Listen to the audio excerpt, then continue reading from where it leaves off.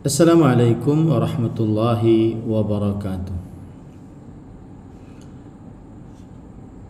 Bismillahirrahmanirrahim. Innal hamdalillah nahmaduhu wa nasta'inuhu wa nastaghfiruh wa na'udzu billahi min shururi anfusina wa sayyiati a'malina. Man yahdihillahu fala mudilla lahu wa man yudlil fala hadiya lahu. وأشهد أن لا إله إلا الله وحده لا شريك له وأشهد أن محمدا عبده ورسوله يا أيها الذين آمنوا اتقوا الله حق تقاته ولا تموتن إلا وأنتم مسلمون يا أيها الناس اتقوا ربكم الذي خلقكم من نفس واحدة وخلق منها زوجها وبث منهما رجالا كثيرا ونساء واتقوا الله الذي تساءلون به والأرحام إن الله كان عليكم رقيبا يا أيها الذين آمنوا اتقوا الله وقولوا قولا سديدا يصلح لكم أعمالكم ويغفر لكم ذنوبكم ومن يطع الله ورسوله فقد فاز فوزا عظيما أما بعد فإن أصدق الحديث كتاب الله وأحسن الهدي هدي محمد صلى الله عليه وعلى آله وسلم وشر الأمور محدثاتها وكل محدثة بدعة وكل بدعة ضلالة وكل ضلالة في النار. Alhamdulillah, kita bersyukur pada Allah Subhanahu wa taala pada hari ini, hari Kamis malam Jumat 2 Sya'ban 1444 Hijriah, kita dimudahkan oleh Allah Subhanahu wa taala untuk duduk bersama mengkaji kembali ayat-ayat suci Al-Qur'an dan hadis-hadis Rasul sallallahu alaihi wasallam dalam sebuah kajian rutin setiap Kamis malam Jumat bersama Ittiba' mengaji, membahas matan Nawaqidul Islam, pembatal keislaman, yang ditulis oleh Fadilatul Syekhul Islam Muhammad bin Abdul Wahhab rahimahullahu ta'ala. Salawat dan salam semoga selalu Allah berikan kepada Nabi kita Muhammad sallallahu alaihi wa ala alihi wasallam, pada keluarga beliau, para sahabat, serta orang-orang yang mengikuti beliau sampai hari kiamat kelak. Dengan nama-nama Allah yang husna dan sifat-sifat yang ulia, kita berdoa, Allahumma inna nas'aluka ilman nafi'an wa rizqan tayyiban wa amalan mutaqabbala, Allahumma amin. Ahibati fillah, afanillah wa iyyakum kaum muslimin yang saya cintai karena Allah, semoga Allah Subhanahu wa taala selalu memberikan afiat kepada kita di dunia dan di akhirat. Pada kesempatan kali ini kita membahas An-Naqidul Tsani, pembatal keislaman yang kedua. Qala al-Imam Syekhul Islam Muhammad bin Abdul Wahhab rahimahullah, man ja'ala bainahu wa bainallahi wasa'ita yad'uuhum wa yas'aluhum asy-syafa'ah wa yatawakkalu 'alaihim kafara ijma'an. Siapa saja yang menjadikan antara dirinya dengan Allah perantara-perantara, mereka berdoa kepada perantara-perantara tersebut dan mereka memohon syafaat kepada perantara-perantara tersebut, dan mereka dan ia bertawakal kepada perantara-perantara tersebut, maka ia telah kafir dengan ijma'. Ia telah kafir dengan ijma'. Ini ahibati fillah, afanillah wa iyyakum. Nah, permasalahan pertama yang berkaitan dengan pembatal keislaman yang kedua ini, yaitu maksud dari pembatal keislaman yang kedua ini. Maksudnya adalah begini: sebagian orang-orang musyrik mereka menjadikan sembahan-sembahan mereka yang mereka syirikkan dengan Allah Subhanahu wa taala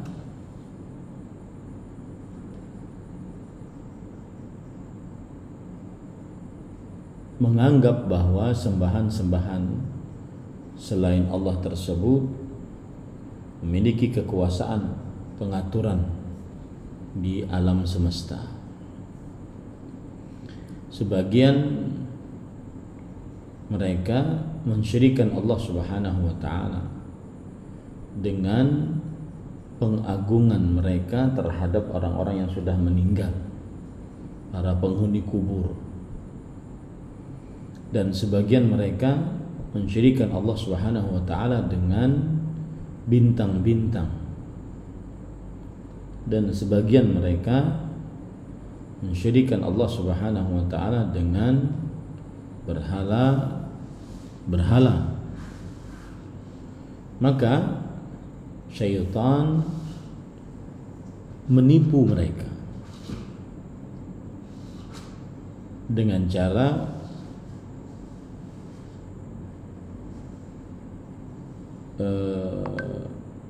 berhala-berhala tersebut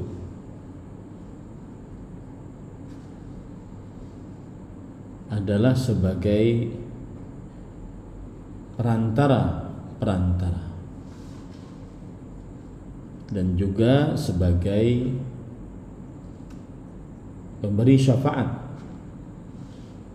yang memberi syafaat untuk mereka di sisi Allah Subhanahu wa taala dalam mengabulkan hajat-hajat dan mengangkat kesulitan-kesulitan. Maka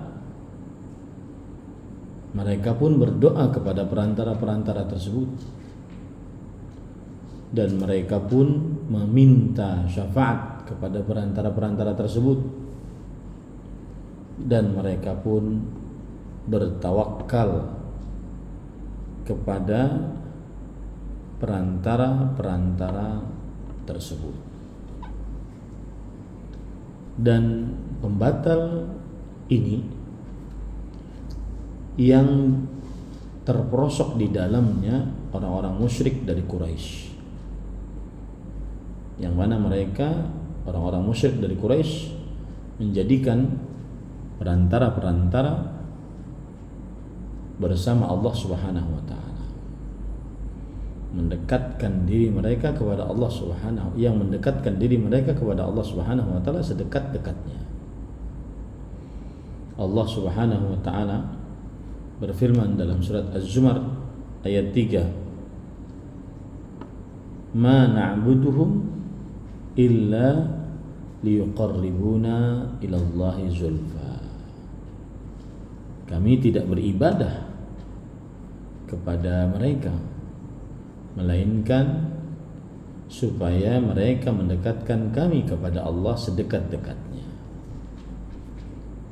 Dan Allah juga berfirman dalam surat Yunus ayat 18, "Wa ya'buduna min dunillah ma la yadhurruhum wa la yanfa'uhum wa yaquluna haula'i syufa'auna indallah." Yang artinya, dan mereka beribadah kepada Allah Subhanahu wa taala. Mereka beribadah kepada Allah mereka beribadah kepada selain Allah yang tidak bisa memberikan mudarat kepada mereka dan tidak bisa juga memberikan manfaat kepada mereka. Mereka mengucapkan bahwa sembahan-sembahan tersebut adalah pemberi syafaat untuk kami di sisi Allah. Padahal mereka ini meyakini akan kekuasaan Allah Subhanahu wa taala. Mereka menetapkan bahwa Allah Subhanahu wa taala adalah yang Maha Pencipta. Dan mereka menetapkan bahwa tidak ada yang sanggup untuk mencipta, memberi rezeki, menghidupkan, mematikan kecuali Allah Subhanahu wa taala. Meskipun demikian, tetap mereka tidak menjadi seorang muslim yang dikatakan bertauhid, tetapi mereka adalah orang-orang musyrik. Dan pembatal ini juga terperosok di dalamnya kebanyakan dari orang-orang yang menyatakan dirinya sebagai orang Islam di zaman ini. Akhirnya mereka menjadikan antara mereka dengan Allah Subhanahu wa taala perantara, sebagaimana yang dilakukan oleh orang-orang kafir Quraisy. Maka mereka mengagungkan kuburan-kuburan, mereka mengagungkan tempat-tempat yang diziarahi, mereka mendekatkan diri kepada kuburan-kuburan tersebut dengan menyembelih, atau mereka memohon kepada kuburan-kuburan tersebut agar menunaikan hajat-hajat mereka, agar supaya orang-orang yang dikubur tersebut memberikan syafaat untuk mereka di sisi Allah Subhanahu wa taala. Mereka menganggap bahwa kuburan-kuburan ini, tempat-tempat yang diziarahi ini adalah perantara antara mereka dengan Allah Subhanahu wa taala.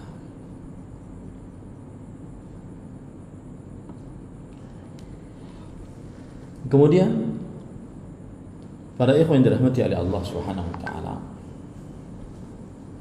dalam surat Saba ayat 22 sampai 23 Allah berfirman, "Qul ud'ul ladzina za'amtum min dunillah ma la yamlikuna mithqala dzarratin fis samawati wala fil ardh wa ma lahum fihima min syirk wa ma lahum minhum min dhahir wa la tanfa'u asy-syafa'atu 'indahum illa liman adzina." Katakanlah wahai Muhammad sallallahu alaihi wasallam, panggillah orang-orang yang kalian ibadahi selain Allah, yang tidak memiliki walau seberat dzarrah, tidak memiliki apa-apa walau seberat dzarrah di langit dan juga tidak di bumi, dan mereka tidak memiliki di dalam dunia, di dalam langit dan bumi tersebut persekutuan, dan Allah Subhanahu wa taala tidak memiliki bantuan dari mereka, dan wala tanfa'u asy-syafa'atu 'indahu illa liman adzina. Tidak ada syafaat bermanfaat di sisi Allah kecuali bagi yang diizinkan oleh Allah. Maka siapa yang mengagungkan perantara-perantara ini dengan cara menyembelih untuk perantara-perantara tersebut, berdoa kepada perantara-perantara tersebut, memohon agar dikabulkan hajat-hajat, menjadikan perantara-perantara tersebut antara dia dengan Allah Subhanahu wa taala, maka sungguh ia telah masuk ke dalam kekufuran dan kesyirikan, karena ia menyamakan Allah yang Maha Pencipta dengan makhluk, menyamakan Allah yang Maha Pencipta dengan makhluk. Berkata Syekhul Islam Ibn Taimiyah dalam kitab Majmu' Fatawa, wa in athbattum wasa'ita baina Allah wa baina khalqih kal hajjab الذين بين الملك ورعيته بحيث يكونون هم يرفعون إلى الله حوائج خلقه فالله إنما يهدي عباده ويرزقهم بتوسطهم فالخلق يسألونهم وهم يسألون الله كما أن الوسائط عند الملوك يسألون الملوك الحوائج للناس لقربهم منهم والناس يسألونهم أدبا منهم أن يباشروا سؤال الملك أو لأن طلبهم من الوسائط أنفع لهم من طلبهم من الملك لكونهم أقرب إلى الملك من الطالب للحوائج ومن أثبتهم وسائط على هذا الوجه فهو كافر مشرك يجب أن يستتاب فإن تاب وإلا قتل وهؤلاء مشبهون لله شبهوا المخلوق بالخالق وجعلوا لله أندادا. Kata Syekhul Islam Ibnu Taimiyah rahimahullah, jika kalian menetapkan perantara antara Allah dengan makhluknya, ada Allah, ada makhluk, ada perantara-perantara, seperti seorang protokoler yang menyambungkan antara rakyat dengan sang raja, yang mana para rakyat mengangkat hajat-hajat mereka kepada perantara-perantara ini. Nanti perantara-perantara ini akan mengangkat hajat rakyat tersebut kepada Allah Subhanahu wa taala. Dan Allah Subhanahu wa taala memberikan petunjuk kepada hamba-hambanya, memberikan rezeki kepada hamba-hambanya disebabkan karena perantara ini. Makhluk-makhluk meminta kepada perantara dan perantara meminta kepada Allah. Sebagaimana perantara protokoler di sisi para raja. Protokoler ini memohon kepada raja hajat-hajat yang dimiliki oleh manusia. Karena sang protokoler ini dekat dengan raja dan mereka meminta hajat-hajat yang dimiliki oleh manusia kepada Allah Subhanahu, kepada sang raja, sebagai bentuk adab dari rakyat agar tidak meminta langsung kepada sang raja, atau karena memohon kepada perantara ini lebih bermanfaat daripada mereka meminta langsung kepada sang raja. Kenapa? Karena perantara lebih dekat dengan sang raja dan lebih dapat mengabulkan. Maka kata beliau, siapa yang menetapkan perantara seperti ini, sungguh dia telah kafir, musyrik, wajib untuk dimintai taubat. Kalau tidak bertaubat, maka menurut syariat Islam dibunuh. Mereka telah menyamakan untuk Allah Subhanahu wa taala, menyamakan makhluk dengan Allah dan menjadikan sekutu-sekutu bagi Allah Subhanahu wa taala. Nah, itulah maksud dari pembatal keislaman yang kedua ini. Seseorang menjadikan antara dia dengan Allah perantara. Dia menganggap dia tidak bisa meminta langsung kepada Allah. Kenapa? Karena Allah itu seperti raja yang tidak bisa dimintai langsung kecuali melalui protokolernya, orang-orang terdekat dengan sang raja. Maka orang ini melalui perantaranya meminta, berdoa kepada perantara tersebut agar perantara ini berdoa kepada Allah Subhanahu wa taala. Maka ini adalah kesyirikan. dan kekufuran, karena menyamakan selain Allah dengan Allah Subhanahu wa taala, atau menganggap perantara tersebut lebih kabul doanya dibandingkan rakyat biasa, dibandingkan manusia biasa. Manusia biasa ini menganggap perantara lebih kabul doanya di sisi Allah, lebih bermanfaat doanya di sisi Allah Subhanahu wa taala. Maka ini juga termasuk dari menjadikan perantara antara dirinya dengan Allah Subhanahu wa taala.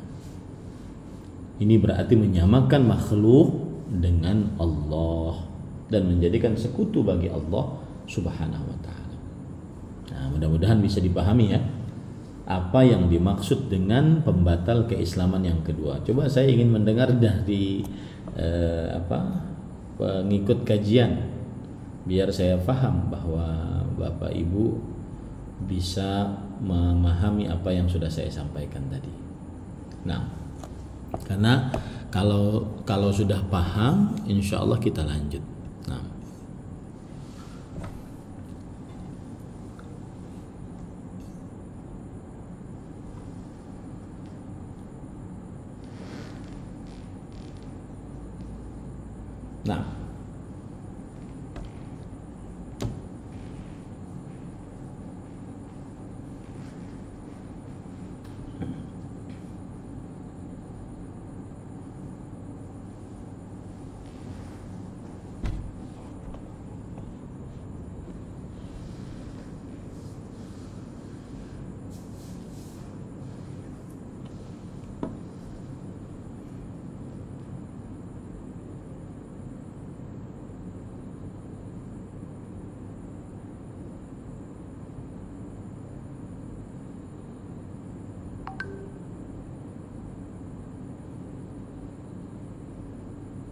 oke. Yang terlihat saja Mei Ummu siapa ini? Mei Ummu siapa? Ummu Rahma ya. Yang Ummu Razan. Oke, silakan. Yang terlihat di depan saya saja.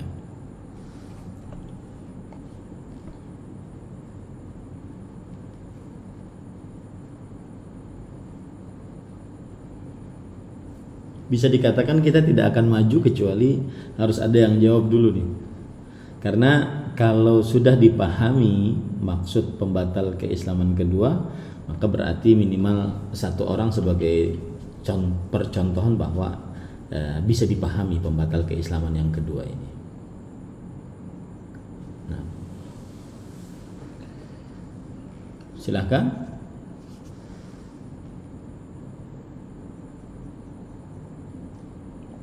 Ummu Mumtazah. Saya baca sesuai dengan apa yang terlihat di layar saya. Ada Zoom meeting, kemudian ada moderator, ada Ittiba mengaji, kemudian ada Ummu Razan, ada Ummu Mumtazah. Nah,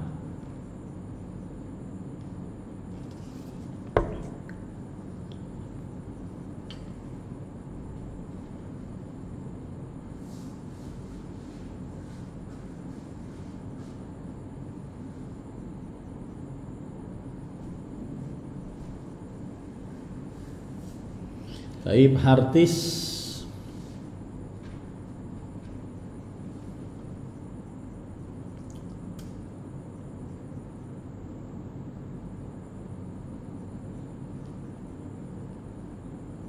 Salam teratur. 6.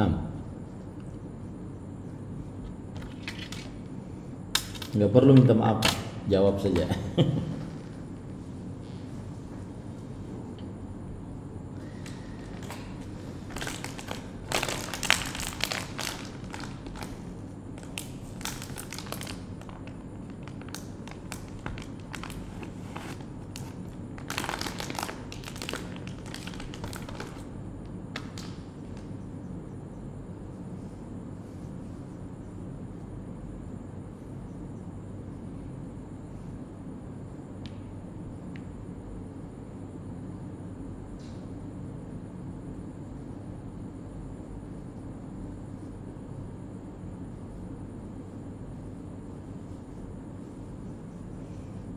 Baik.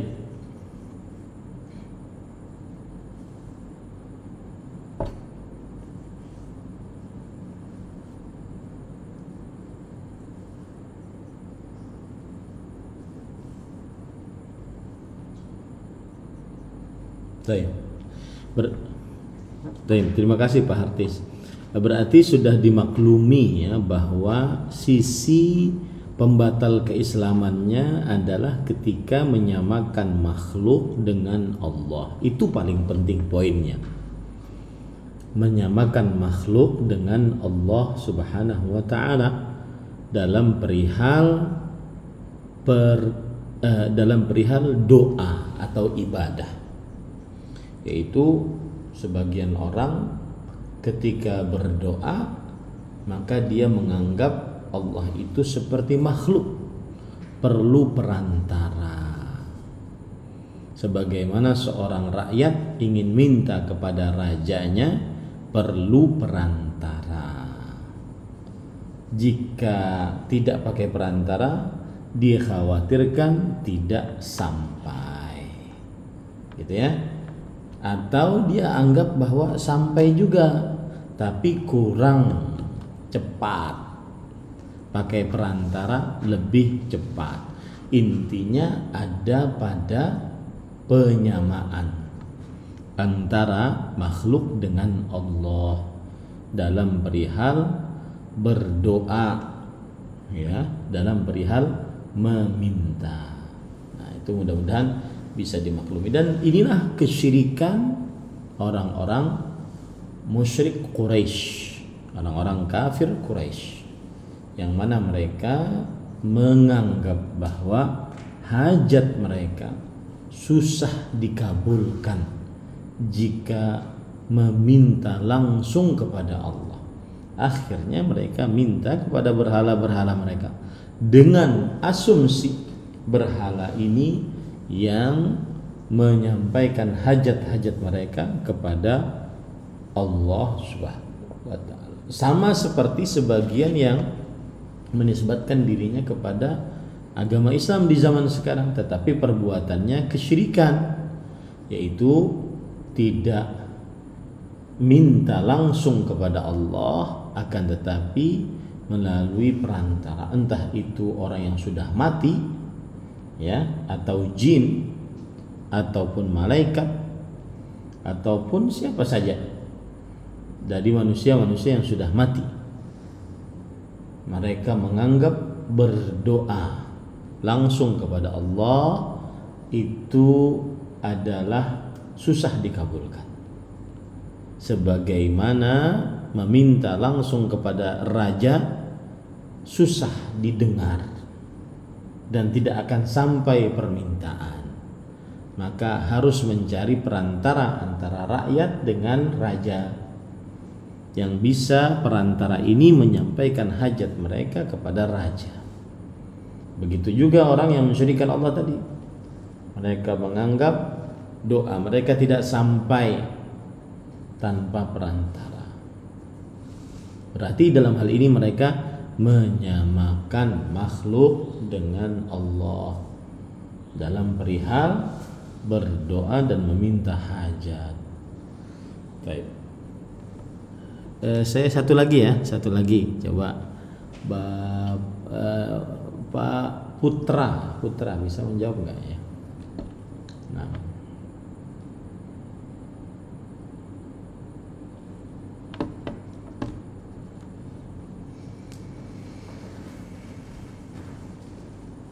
silahkan Abdi Bandung.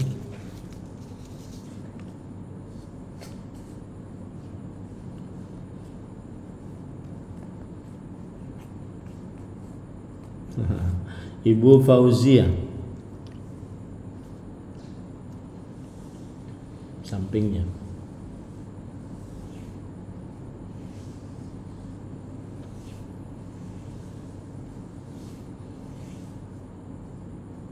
Salam teratur ya Bu.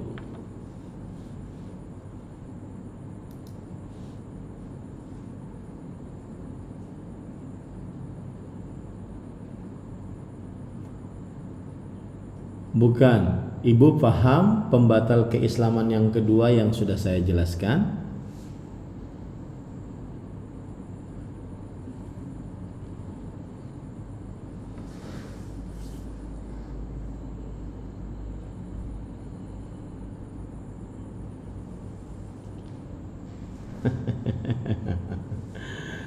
Baik, ya. Nggak apa-apa ibu, nggak apa-apa. Masalah belajar itu yang bagus bu. Baik. Laisal mar'u yuladu aliman. Tidak setiap orang dilahirkan dalam keadaan berilmu. Nah, ana zega, silahkan coba.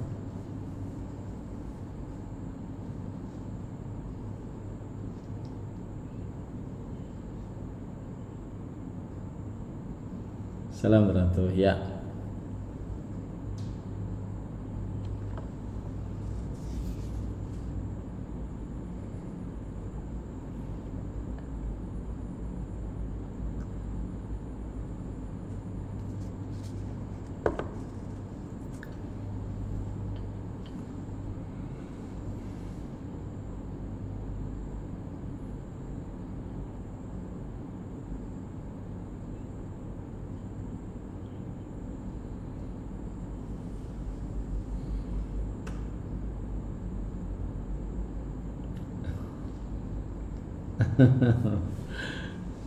Baik.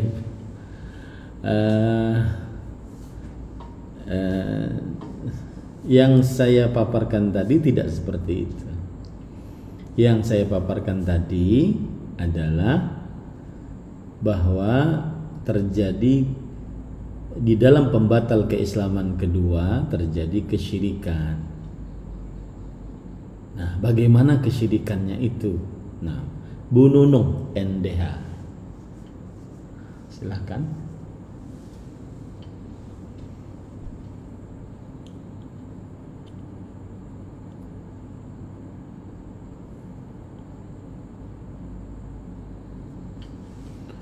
Waalaikumsalam warahmatullahi.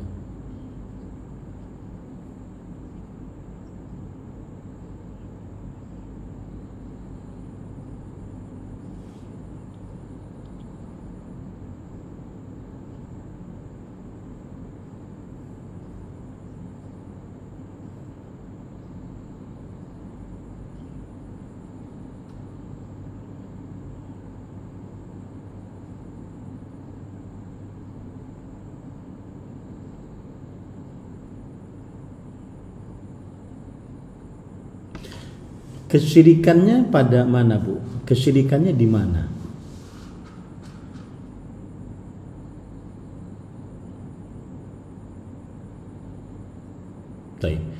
Betul pernyataannya, menyamakan makhluk dengan Allah dalam perihal berdoa. Yang saya maksud di sini adalah menyamakannya itu bagaimana? Maksudnya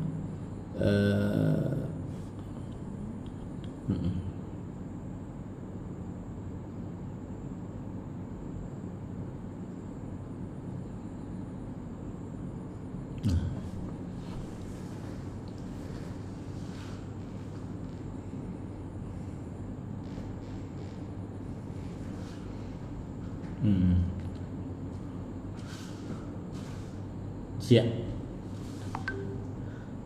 That is fine. Itu yang menjadi poin penting ya, itu yang menjadi poin penting. Nah, silakan Abu Mu'ad. Nah,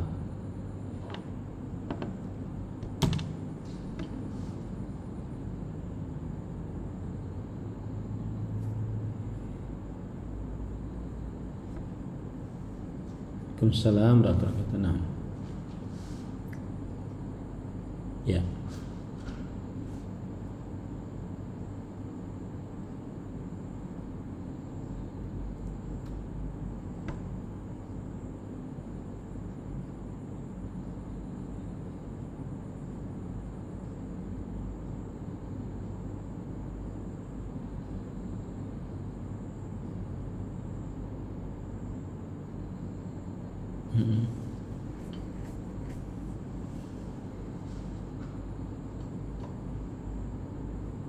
Iya.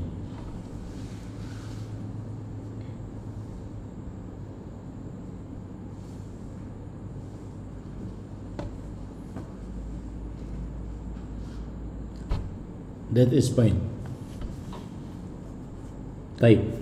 Terima kasih. Itu sangat sangat saya apresiasi pemahamannya, sehingga kita masuk langsung kepada permasalahan yang kedua. Baik. Kalau begitu, permasalahan yang kedua, apa bedanya antara pembatal keislaman yang pertama dengan pembatal keislaman yang kedua? Jawabannya adalah pembatal keislaman yang pertama lebih umum, sedangkan pembatal keislaman yang kedua lebih khusus. Kenapa dikhususkan? Karena sering terjadi di tengah orang-orang yang menisbatkan dirinya kepada Islam dengan cara beribadah kepada kuburan, penghuni kubur, atau wali-wali dan orang-orang saleh yang sudah meninggal. Berdoa kepada orang yang sudah mati, memohon syafaat kepada orang yang sudah mati, bertawakal kepada orang yang sudah mati, dengan asumsi kita tidak bisa langsung kepada Allah sebagaimana rakyat tidak bisa langsung kepada raja. Maka dalam hal ini mereka menyamakan makhluk, yaitu raja, menamakan makhluk yaitu raja dengan Allah dalam perihal doa, dalam perihal doa. Baik. Itu adalah permasalahan yang kedua. Jadi kalau ditanya apa bedanya pembatal yang kedua dengan pembatal yang pertama? Pembatal yang pertama lebih umum, pembatal yang kedua lebih khusus. Lalu kenapa dikhususkan? Karena saking banyaknya terjadi di tengah orang-orang yang menisbatkan dirinya kepada Islam. Tapi permasalahan ketiga, perantara dibagi menjadi dua bagian. Perantara dibagi menjadi dua bagian. Bagian yang pertama yaitu perantara yang fungsinya menyampaikan ajaran dari Allah Subhanahu wa taala. Nah, ini perantara antara hamba dengan Allah. Ada perantara. Perantara fungsinya apa? Menyampaikan ajaran dari Allah Subhanahu wa taala. Siapa mereka ini? Para malaikat. Ya, yang kedua adalah para rasul alaihimus salatu wassalam. Nah, ini perantara yang boleh, yang menyampaikan ajaran Allah Subhanahu wa taala, baik itu berupa Al-Qur'an atau hadis Rasul sallallahu alaihi wasallam kalau di dalam ajaran umat Nabi Muhammad sallallahu alaihi wasallam. Nah, ini perantara yang boleh, yang berfungsi menyampaikan ajaran dari Allah. Bahkan siapa yang mengingkari perantara jenis pertama ini, maka sungguh dia telah kafir dengan ijma' kaum muslimin. Siapa yang mengucapkan kami enggak perlu malaikat, kami enggak perlu para rasul yang membawa ajaran dari Allah Subhanahu wa taala. Kami akan berhubungan langsung dengan Allah, sebagaimana yang dikatakan oleh sebagian kelompok sempalan dalam Islam, bahwa mereka mengambil ajaran langsung dari Allah tanpa perantara. Ya. Maka ini kufur dengan ijma'. Kenapa? Karena mereka mengingkari syariat Allah Subhanahu wa taala, yaitu kedatangan para malaikat dan diutusnya para rasul. Karena mereka menganggap bahwa kami ini bisa mendapatkan ajaran langsung dari Allah. Haddatsani Rabbi an qalbi. Yang artinya Tuhanku meriwayatkan kepadaku melalui qalbuku. Nah, ini tidak benar. Karena mengingkari keberadaan malaikat, mengingkari keberadaan para rasul alaihi wassalatu wassalam. Bahkan kebenaran kita tidak mengetahuinya kecuali datang dari Allah. dan tidak kita ketahui kebenaran datang dari Allah tersebut kecuali melalui perantara, yaitu para malaikat dan para rasul, ya, sebagaimana disebutkan oleh Allah dalam surat Al-Hajj ayat 75. Allahu yastafi minal malaikati rusulan wa minan nas, yang artinya Allah subhanahu wa ta'ala mengutus dari para malaikat sebagai rasul dan juga dari manusia. Maka mereka adalah yang Allah pilih untuk menjadi perantara antara makhluk dengan Allah. Tugasnya apa? Menyampaikan ajaran Allah subhanahu wa ta'ala. Syekhul Islam Ibnu Taimiyah dalam kitab Majmu'ul Fatawa berkata, mimma ajma' alaihi jami'u ahli al-milal minal muslimina wal yahudi wan nasara ithbatul wasaiti baina Allah wa baina ibadihi wa humur rusulu alladzina ballaghu 'anillahi amrahu wa 'anillahi amrihi wa khabarihi, yang artinya dari apa yang disepakati oleh seluruh agama dari kaum muslimin, kaum Yahudi, kaum Nasrani adalah penetapan perantara antara Allah dengan hamba-hambanya, dan perantara tersebut adalah para rasul yang menyampaikan perkara-perkara dari Allah Subhanahu wa taala. Sebagaimana dalam surat Al-Hajj ayat 75 tadi. Wa man ankara hadhil wasaita fahuwa kafirun bi ijma'i ahlil milal. Siapa yang mengingkari perantara-perantara ini, maka ia kafir dengan ijma' seluruh penganut agama. Nah, ini perantara jenis pertama yang fungsinya menyampaikan risalah, menyampaikan ajaran dari Allah Subhanahu wa taala. Ini para ikhwah. Sekarang yang kedua, perantara yang kedua yang fungsinya adalah dimintai, didoai, dimintai syafaat, dimintai pertolongan, yaitu seorang hamba menjadikan antara dirinya dengan Allah perantara. Hamba ini minta kepada perantara tersebut sesuatu yang tidak disanggupi kecuali oleh Allah, seperti minta rahmat, minta maghfirah, minta masuk ke dalam surga, minta kesembuhan, rezeki dari selain Allah, minta syafaat dari orang-orang yang sudah mati. Maka seluruhnya ini adalah syirik akbar. Siapa yang menetapkan perantara-perantara jenis seperti ini sudah telah kafir dengan ijma' para ulama. Ya, dengan ijma' para ulama. Dan itulah yang dimaksud oleh penulis di dalam pembatal keislaman yang kedua ini. Lihat dalilnya, surat Al-Ahqaf ayat 5 sampai 6. Wa man adallu mimman yad'u min dunillah man la yastajibu lahu ila yaumil qiyamah wa hum an du'aihim ghafilun wa idza husyira an-nasu kanu lahum a'da'an wa kanu bi'ibadatihim kafirin. Siapakah yang lebih sesat dari orang yang berdoa kepada selain Allah yang tidak bisa mengabulkan untuknya sampai hari kiamat, dan mereka lalai terhadap doa-doa yang berdoa. Dan jika dikumpulkan manusia seluruhnya, maka yang diibadahi selain Allah akan menjadi musuh bagi yang mengibadahinya, dan mereka akan mengingkari ibadah-ibadah yang dilakukan kepada mereka. Nah, ini para ikhwan yang dirahmati oleh Allah, ini perantara jenis kedua, yaitu perantara yang didoai, yang dimintai pertolongan, yang dimintai perlindungan.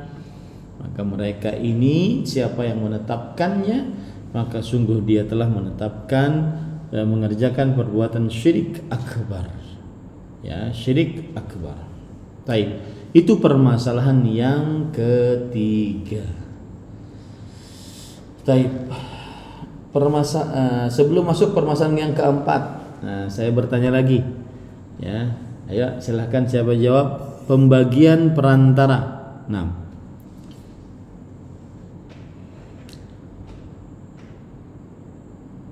Nova, Ummu siapa ini? Nova, Ummu Khadijah.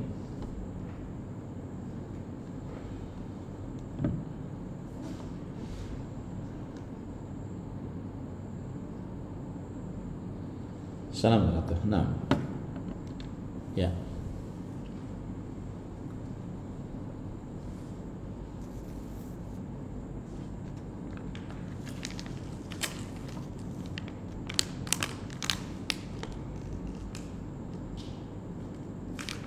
Nah,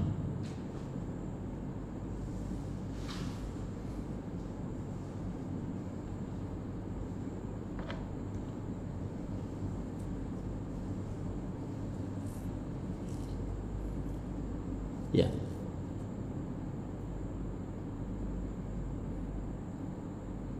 Baik. Ahsanti, jazakillahu khairan. Baik, kita lanjut kepada permasalahan keempat. Permasalahan keempat adalah siapa, ini pelik ya, ini pelik, perhatikan baik-baik. Siapa yang menjadikan antara dirinya dengan Allah perantara, tapi ia tidak beribadah kepada perantara tersebut. Ia hanya menjadikan perantara tersebut sebab yang mendekatkan diri kepada Allah. Ya, ingat, perantaranya tidak diibadahi, hanya sebatas sebab yang mendekatkan diri kepada Allah Subhanahu wa taala. Sebagaimana disebutkan oleh Allah dalam surah Az-Zumar ayat 3, "Ma na'buduhum," kami tidak beribadah kepada berhala-berhala itu, illa liyuqarribuna ilallahi zulfa, kecuali supaya berhala-berhala tersebut mendekatkan kami kepada Allah sedekat-dekatnya. Bahkan kelompok ini meyakini bahwa ibadah hanya milik Allah.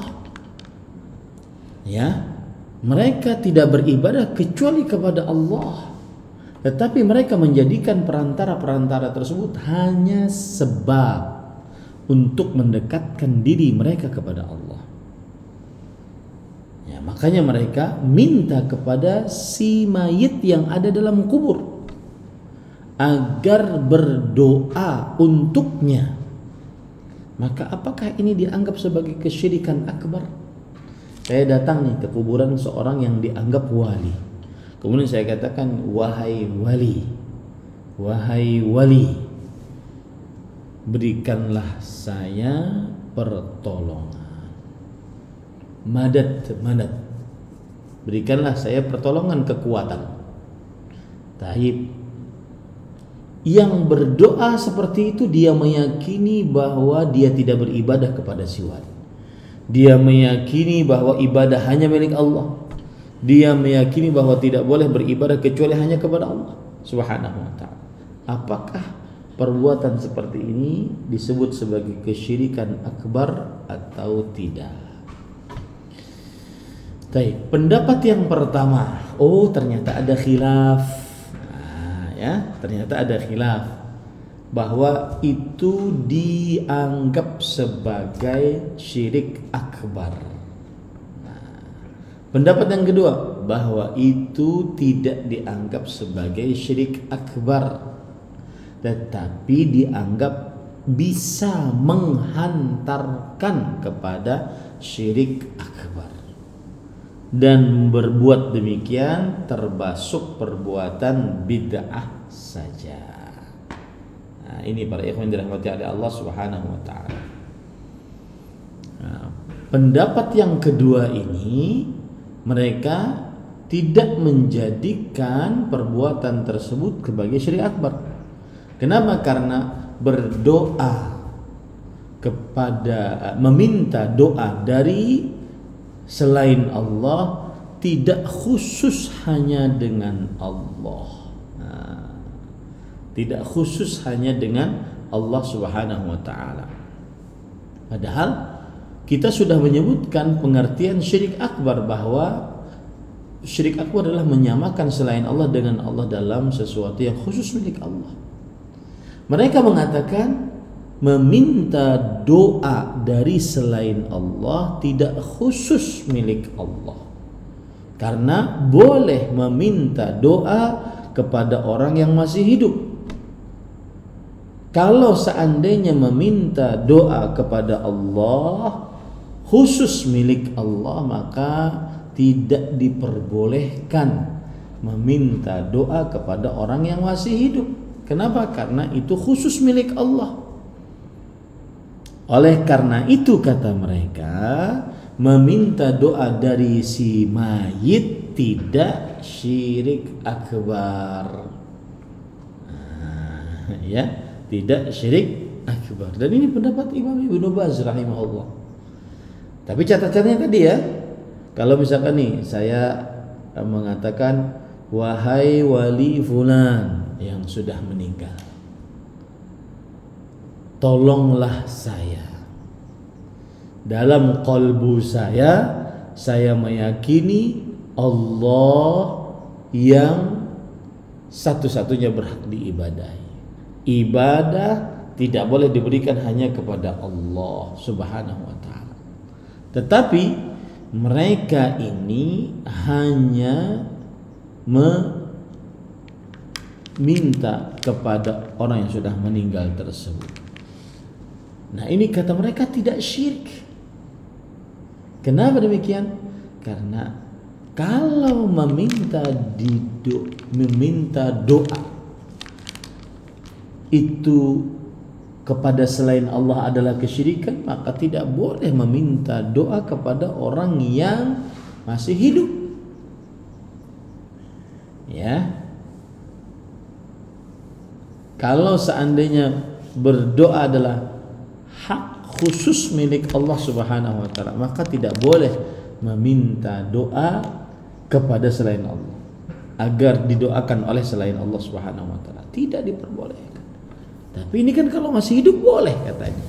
Nah, begitu juga kata mereka, meminta doa dari orang yang sudah mati bukan kesyirikan.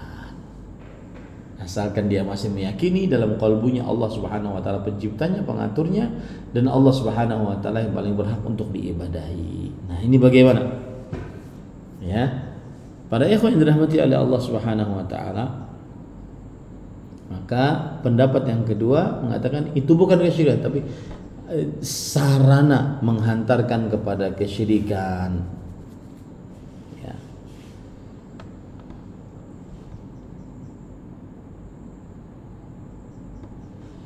Lihat perkataan Syekh Bakar Abu Zaid fi kitabihi, di dalam kitabnya Tashihud Du'a.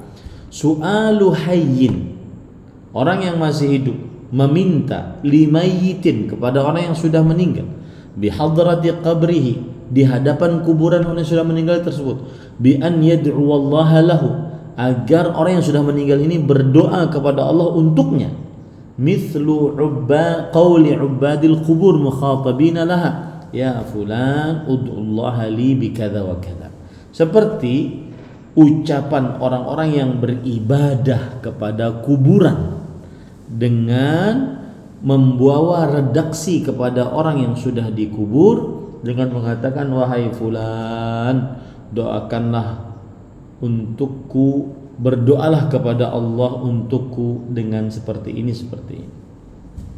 Au as'aluka an tad'u Allah li bikadza wa kadza, atau orang itu mengatakan, aku berdoa kepada aku memohon kepada engkau agar engkau berdoa kepada Allah, ya, untukku dengan seperti ini, seperti ini. Fahadha la yakhtaliful muslimun bi annaha wasatah bid'iyah. Maka kalau yang seperti ini, para kaum muslimin tidak berbeda pendapat bahwa itu adalah perantara yang bid'ah. Wa wasilatun mufdiyatun ila syirk, dan dia adalah sarana yang menghantarkan kepada kesyirikan. Wa du'aul amwat min dunillah, dan di dalamnya terdapat berdoa kepada orang yang sudah meninggal pada selain Allah. Wa sarful qulub anillah, dan memalingkan hati kepada selain Allah Subhanahu wa taala. Lakin hadha an-naw' yakunu syirkan akbar fi hali ma idza arada ad-da'i min sahibil qabr asy-syafa'ah wal wasatah asyirkiyah ala haddi amal musyrikin ma na'buduhum illa liqarribuna ila Allah zulfa. Akan tetapi macam seperti ini bisa menjadi syirik akbar dalam keadaan jika orang yang berdoa kepada penghuni kubur meminta syafaat atau meminta perantara, ya, sebagaimana disebutkan dalam surah Az-Zumar ayat 3. Ini para ikhwan dirahmati oleh Allah Subhanahu wa taala. Cuma kebanyakan orang yang menisbatkan dirinya kepada Islam sekarang ini dari orang-orang yang menjadikan perantara antara mereka dengan Allah, mereka tidak menjadikan perantara tersebut hanya sebatas perantara, tetapi mereka beribadah kepada perantara tersebut. Mereka bernazar untuk perantara tersebut. Mereka menyembelih untuk perantara tersebut. Nah, ini para ikhwan yang dirahmati oleh Allah Subhanahu wa taala. Dan mereka bertabarruk dengan pasir-pasir yang ada di kuburan tersebut. Bahkan sebagian dari mereka ada yang berhaji ke kuburan-kuburan tersebut pada waktu-waktu yang telah ditentukan dan beriktikaf di sisi kuburan-kuburan tersebut, ya. Dan mereka mendatangi kuburan-kuburan tersebut untuk menyembelih hewan-hewan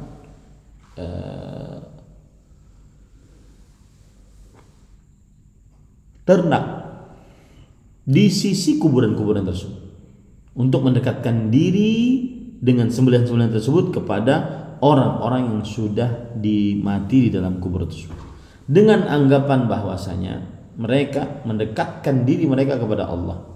Maka seluruh yang ini adalah kesyirikan akbar, mengeluarkan pelakunya dari Islam.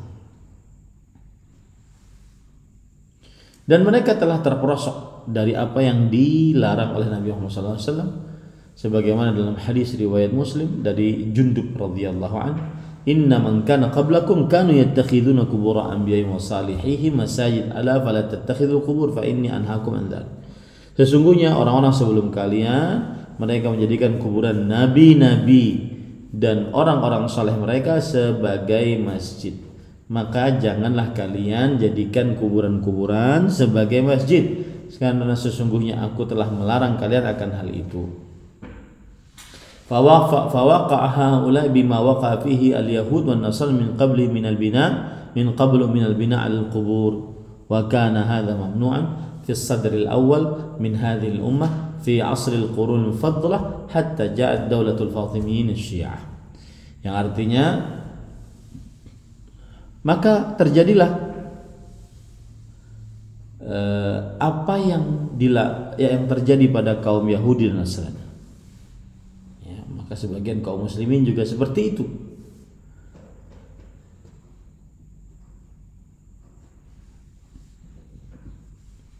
Yang mana mereka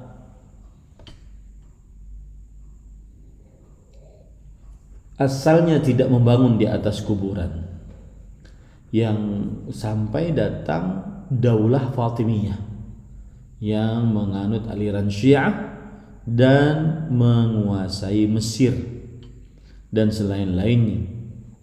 Maka akhirnya mereka membangun bangunan di atas kuburan di Mesir.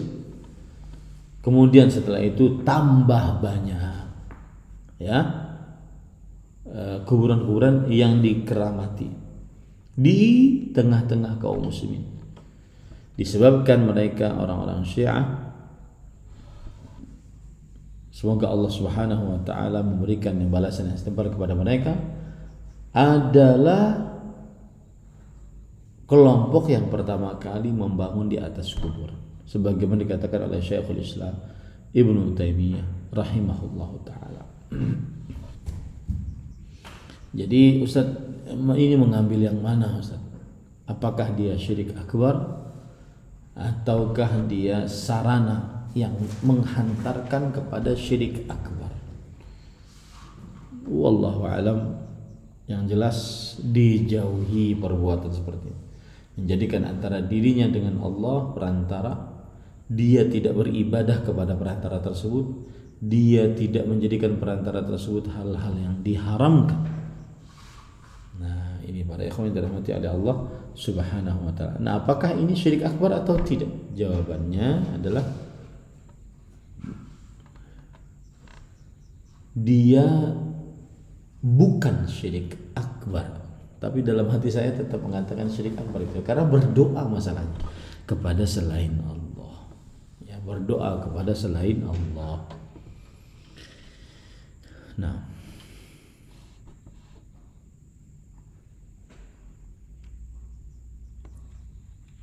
taib. Permasalahan yang keempat, siapa yang mau menjelaskan? Yang barusan saya jelaskan.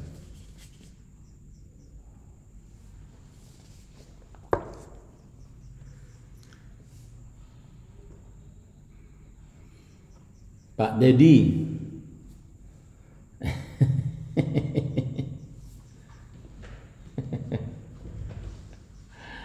Diam-diam baik ah. Ayo Kang. Ini permasalahan keempat.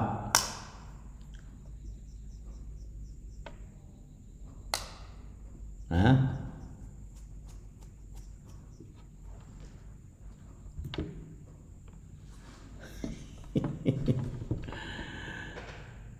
Taib. Ari.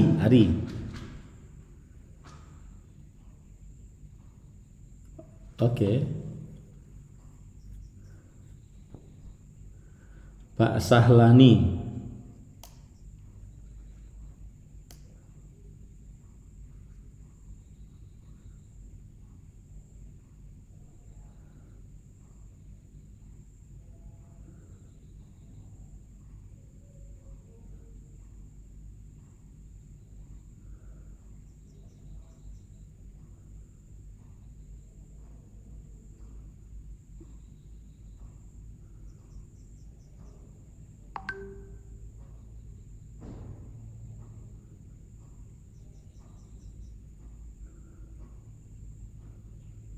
Oke. Tapi moderator aja deh.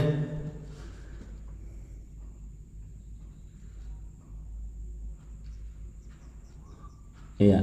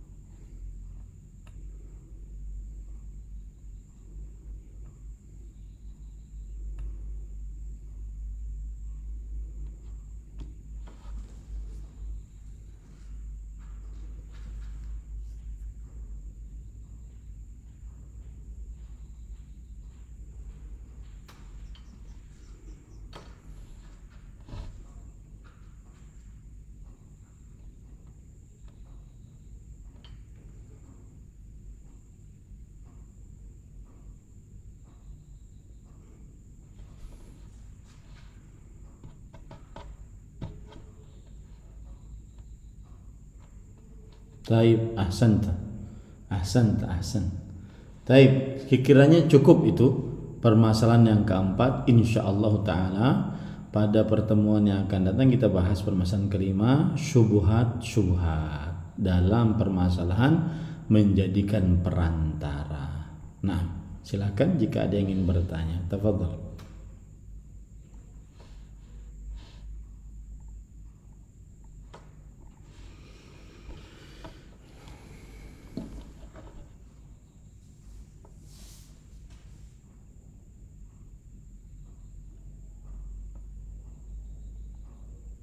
Silakan.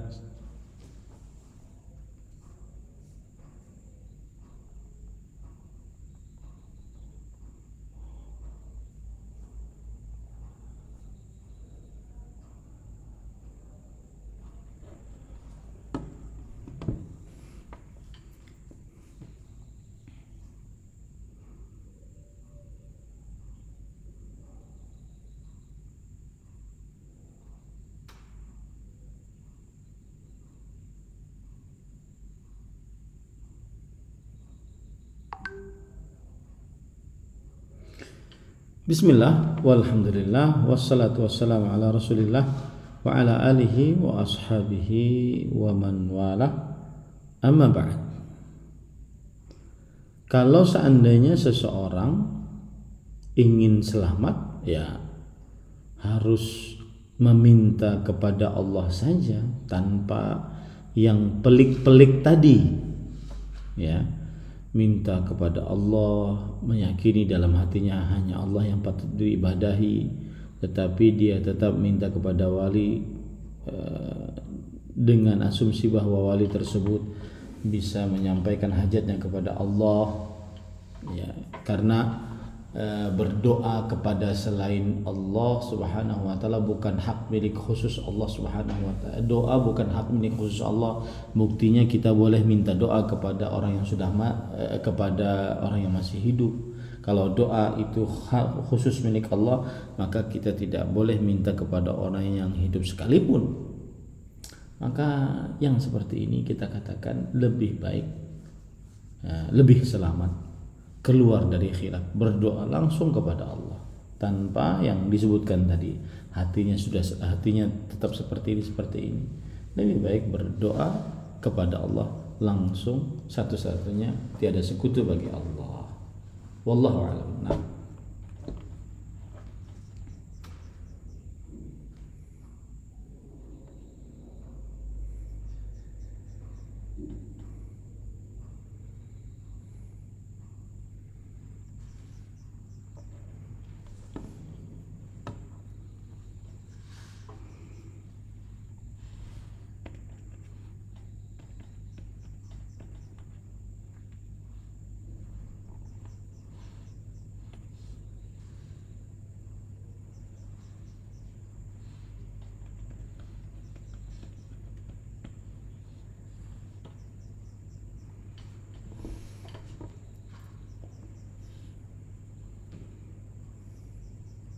Bismillah, walhamdulillah, wassalatu wassalamu ala rasulillah wa ala alihi wa ashabihi wa man walah, amma ba'd.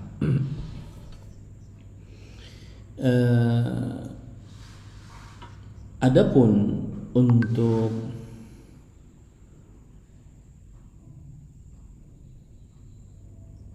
hal seperti itu,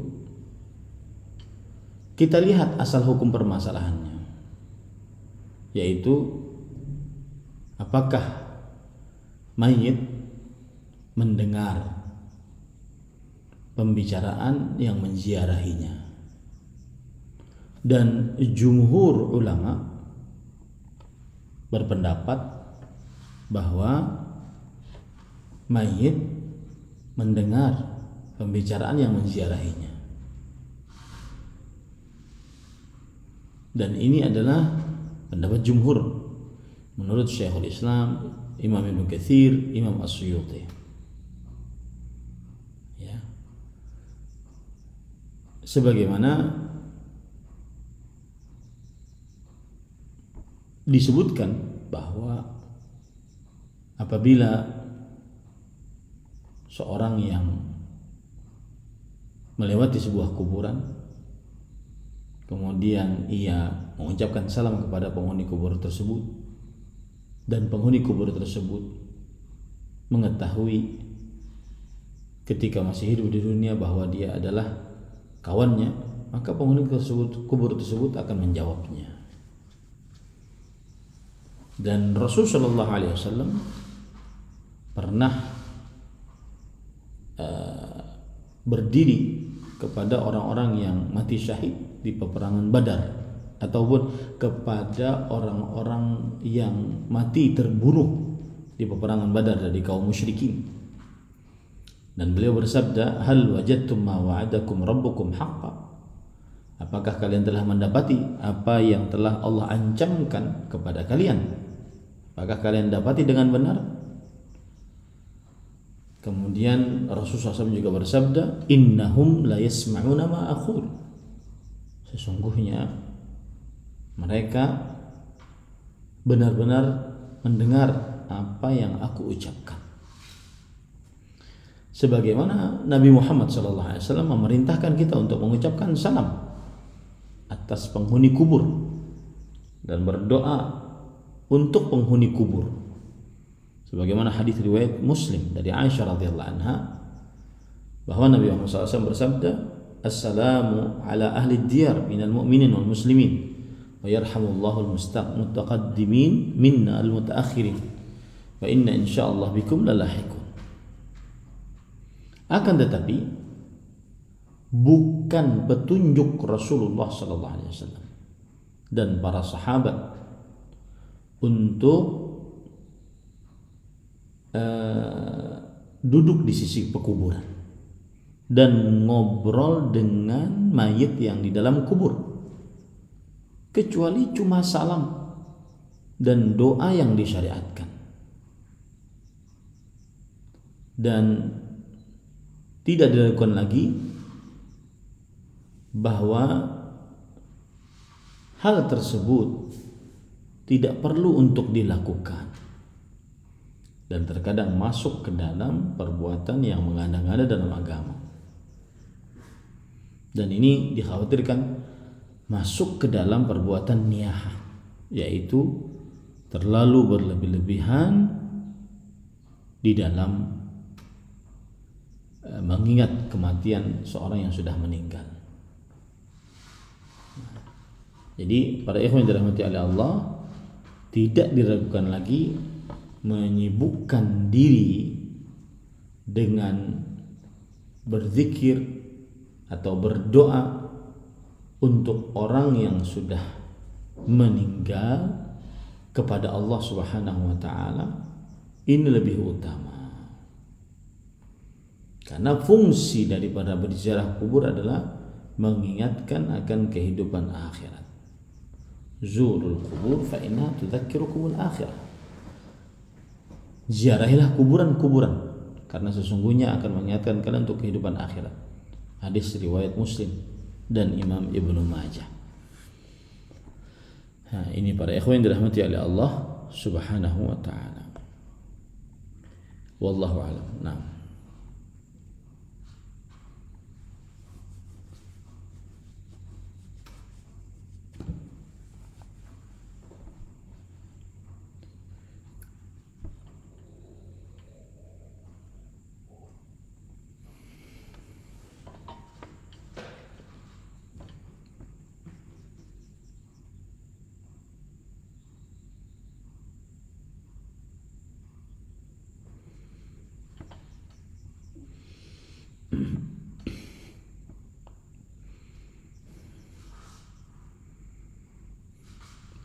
Taib, ini bertanya tentang dua pendapat tadi atau bertanya tentang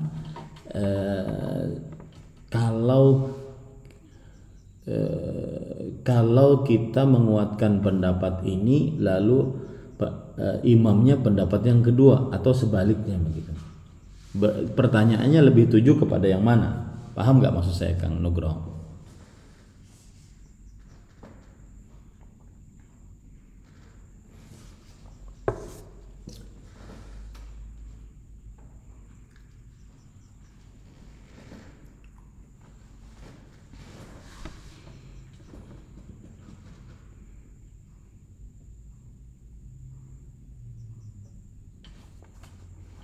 Oke.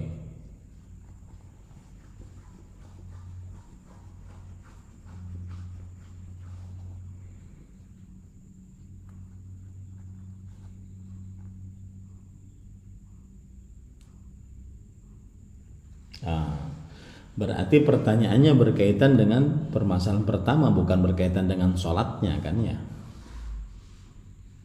Oke.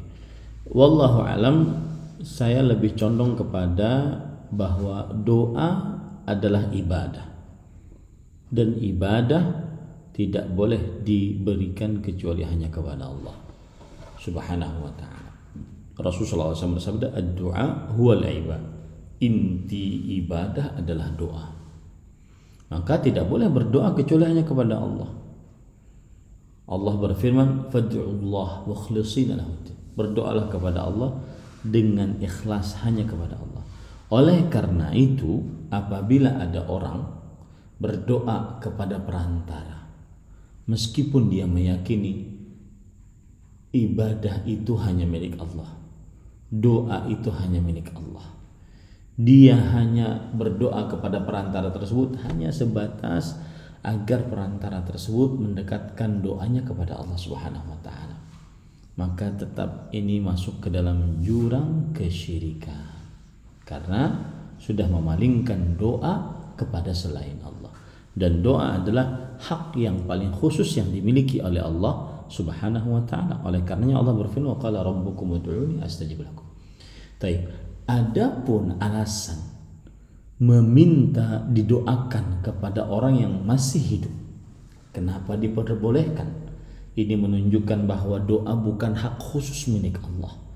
Maka jawabannya adalah ketika kita meminta orang yang masih hidup agar mendoakan kita, tetap saja kita memurnikan doa untuk Allah, tidak mensyirikkan Allah dalam doa kita. Berbeda dengan tadi, dia mensyirikkan Allah dalam doanya. Wallahu a'lam. Nah,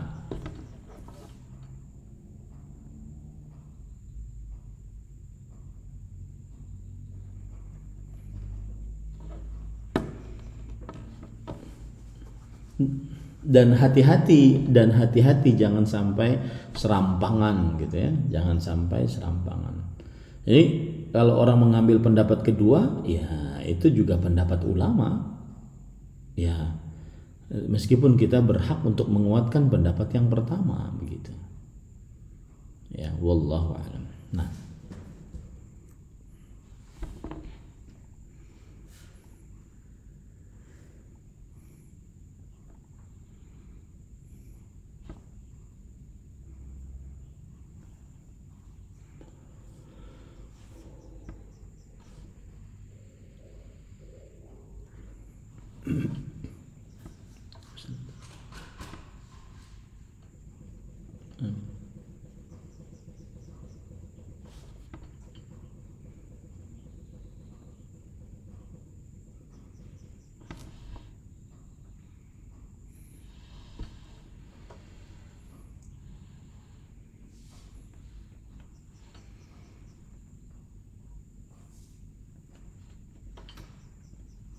bismillah, walhamdulillah, wassalatu wassalamu ala rasulillah wa ala alihi wa ashabihi wa man wala, amma ba'd.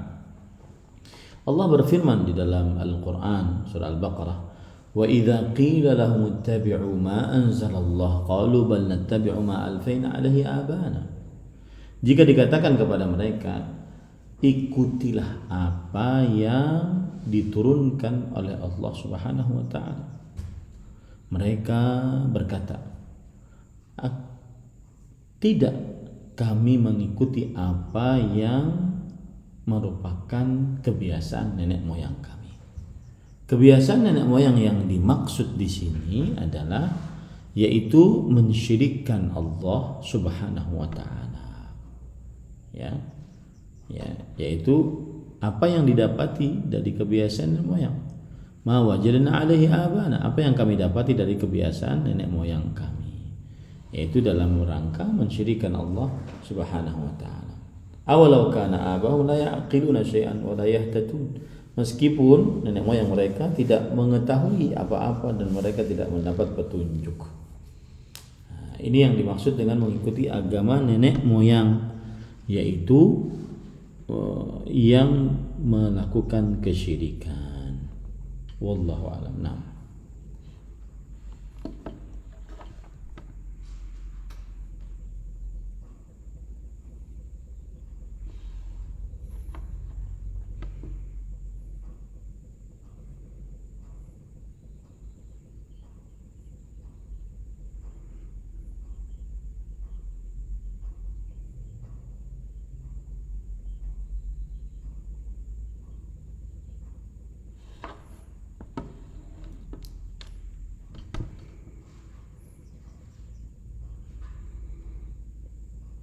syahadatnya gimana tadi, Bu?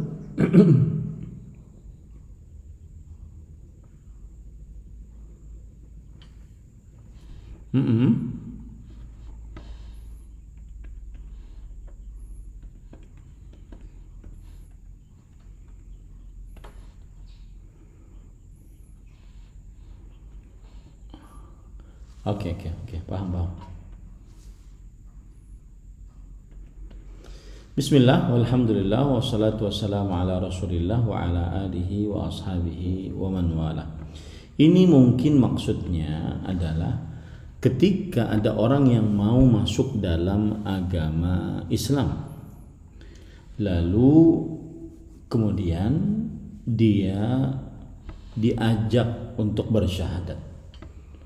Misalkan asyhadu an la ilaha illallah wa asyhadu anna muhammadan rasulullah. Kemudian ditambahi wa asyhadu anna Isa abdullahi wa rasulihi wa kalimatihi abdullahi wa rasulihi wa rasuluhu wa kalimatuhu alqaha ila Maryam wa ruhum min.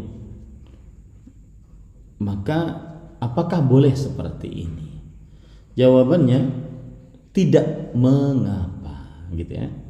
Karena maksudnya adalah dan aku bersyahadat bahwa Nabi Isa adalah hamba Allah dan Rasulnya dan ruh Allah dan kalimat Allah yang Allah berikan kepada Maryam. Tujuannya untuk apa? Menghilangkan keyakinan dia yang sebelumnya. Karena keyakinan dia yang sebelumnya menganggap Nabi Isa alaihissalam adalah Tuhan atau anak Tuhan. Jadi tidak mengapa. Tetapi mencukupkan dengan 2 kalimat syahadat itu sudah bagus dan itu yang diwajibkan agar tidak terjadi seperti ini akhirnya kegaduhan. Wallahu a'lam. Nah,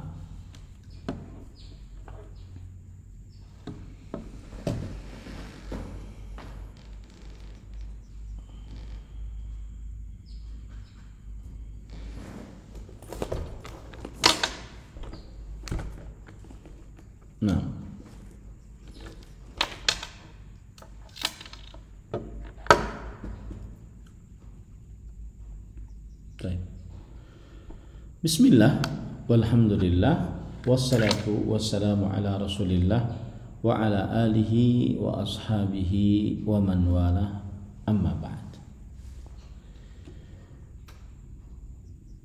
Menyembunyikan amal di zaman sekarang sungguh sangat sulit untuk menyembunyikan amal. Dan padahal menyembunyikan amal adalah sesuatu yang merupakan kebiasaan para salafus saleh. Coba perhatikan perkataan seorang tabi'i yang melihat kehidupan para sahabat, yaitu Al-Hasan Al-Basri rahimahullah. Beliau berkata, "In kana ar-rajula laqad jama'a al-Qur'ana wa ma yash'uru bihi jaruh." Ada orang yang sudah hafal benar-benar terhadap Al-Quran, tapi tetangganya tidak mengetahuinya. Wa in kana ar-rajulu tadi bukan rajul, wa in kana ar-rajulu, jika seseorang ada yang sudah benar-benar hafal Al-Quran dan tetangganya tidak tahu kalau dia hafal Quran. Wa in kana ar-rajulu laqad faqiha al-fiqha al-katsira wa ma yash'uru bihi an-nas. Ada orang yang dia ahli fikih dengan ilmu yang sangat dalam fikihnya, tapi kebanyakan manusia tidak mengetahuinya. Wa in kana ar-rajulu la yusalli as-salata at-tawilah fi baitihi wa 'indahu zuwar wa ma yash'uruna bih. Dan ada seseorang yang benar-benar salat yang panjang di dalam rumahnya, dan padahal waktu itu dia memiliki tamu-tamu dan tamunya tidak mengetahui kalau yang punya rumah sedang sholat yang panjang. Walaqad adrakna aqwaman ma kana ala dhahril ardi min amalin yaqduruna ala an ya'maluhu fi sirr fayakuna alaniyatan abadan. Dan sungguh kami telah mendapati orang-orang yang pernah hidup di atas muka bumi ini, kalau mereka sanggup untuk mengamalkannya secara rahasia, maka mereka tidak akan pernah mengamalkannya dengan terang-terangan. Walaqad kana al-muslimuna yajtahiduna fi du'a wa ma yusmi'u lahum saut. Dan sungguh para sahabat Nabi kaum muslimin bersungguh-sungguh berdoa, tetapi tidak pernah terdengar dari mereka sedikit pun suara.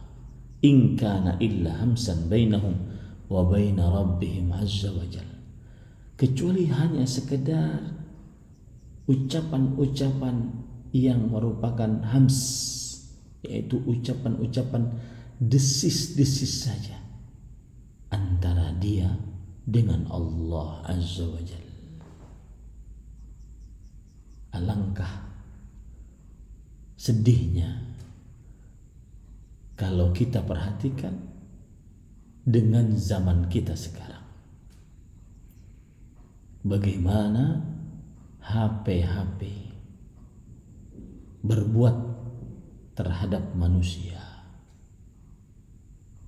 menjadikan manusia populer, masyhur, kemudian berbangga dengan ibadah-ibadah yang dilakukan. Wallahul musta'an. Ketahuilah, semakin rahasia, maka amal ibadah tersebut semakin ikhlas di sisi Allah Subhanahu wa taala. Semoga yang disampaikan bermanfaat. Wallahu a'lam.